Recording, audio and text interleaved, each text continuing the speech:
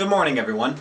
As we've been learning all year, math is literally everywhere. It is unavoidable in the real natural world, from pine cones to windows to anime butts. Not sure why that one came up, but it did. The point is that literally everything is in some form or another, either naturally or applicably, based or has a base in math. I am going to take that one step further today by applying even more math to music. This is going to be fun. Today I'm going to give myself a challenge. I am going to adapt a definition that we learned in class to music, kind of use that semantic rule to craft an entire song, and then because I want to, I'm also going to make some art based around it.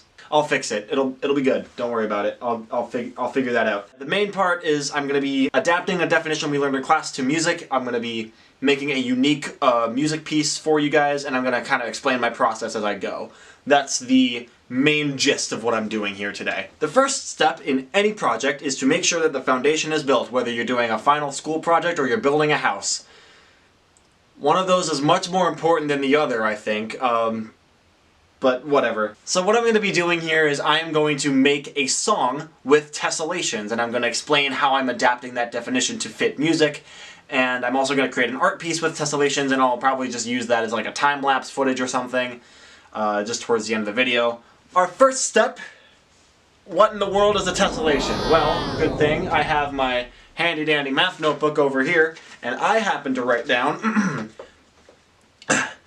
a tessellation is a repeating pattern that completely fills a 2D space. All I want is to be noticed and loved. Lately I've developed a huge...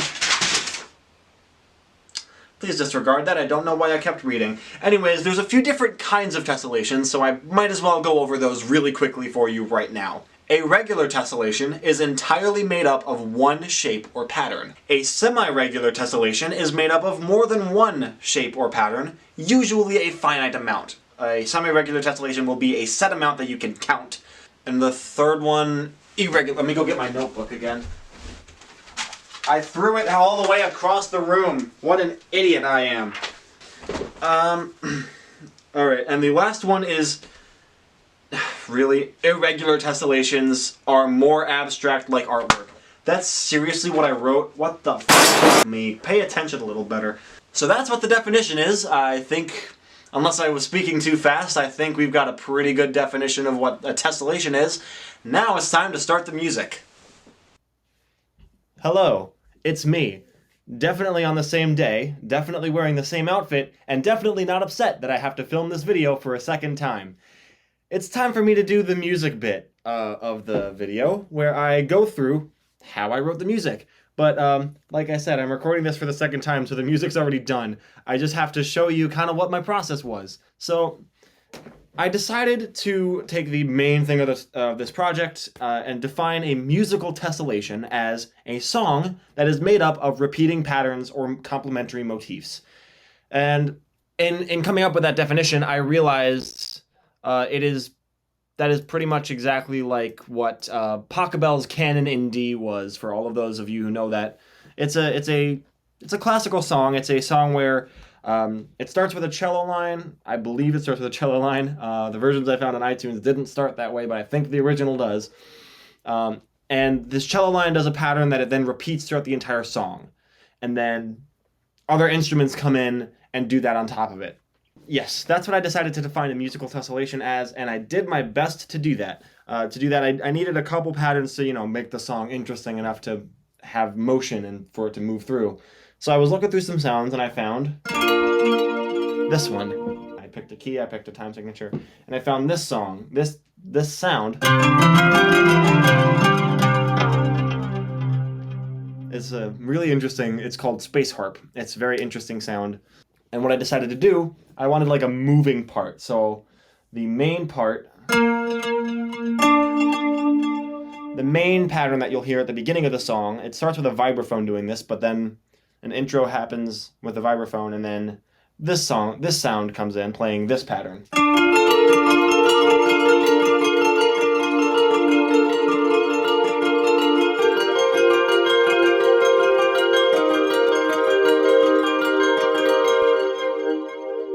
have that. You can't just have a pattern, it needs to have a foundation. So I decided to do something like this.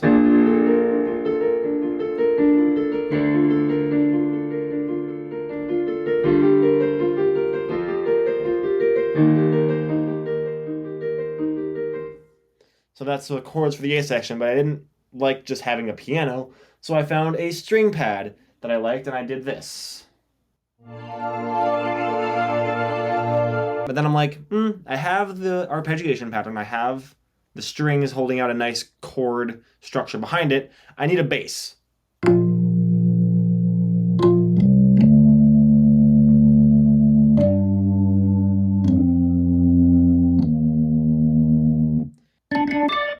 So I have an Oakland organ playing the bass line of the song, which, normally you have a bass sound, but I tried to mix it up a little bit. Organ sound is very unique and it's very rich and deep, and it worked well as a bass in this case. It was just like a... So that's how I crafted the A pattern. I'm going to call it the A pattern. For the B pattern, I needed a little bit of a different sound. So I picked a... I really hope I don't butcher this pronunciation. It's called a guzheng. That's probably not correct, but it's a stringed instrument from, I believe, China. As far as I'm aware, it's from China, and it sounds a little something like this. But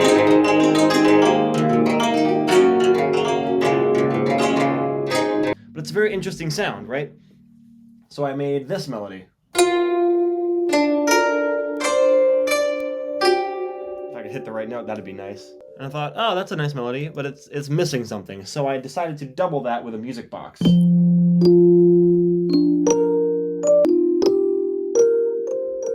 You get the idea.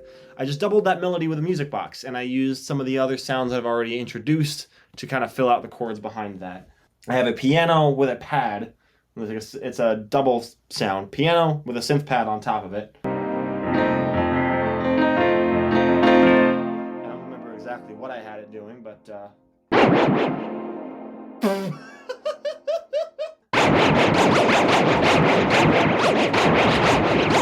I'd repeated the A and B section twice at this point. I'm like, the song needs something new. So I introduced a new pattern.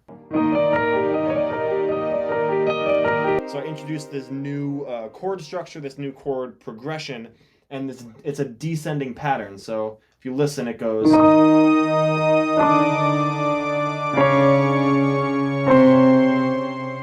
On its own, that sounds really... But you add in the other parts of the chord, and it makes it a very interesting sound. It's an E flat with a major 7. Just a little bit of dissonance right at the top there, so it sounds like... You know what? I think that's about it. That's about the whole song. I, threw in a master track, a couple other complimentary bits, and you will hear the song under the time lapse of the art you're about to see. So enjoy that.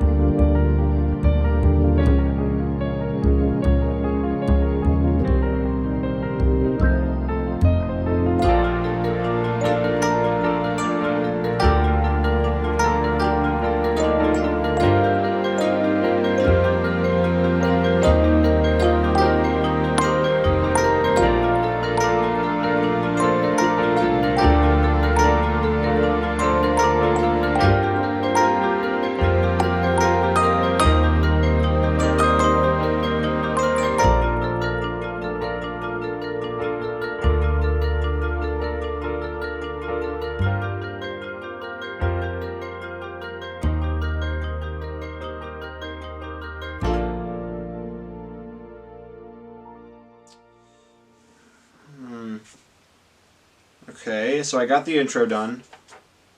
Did the music. And I did the explanation. I'm working on editing. Art's done. That's important. Art's done. Cool. I think all that's left to do now is, put everything away and turn it in. So, thank you for watching my project. I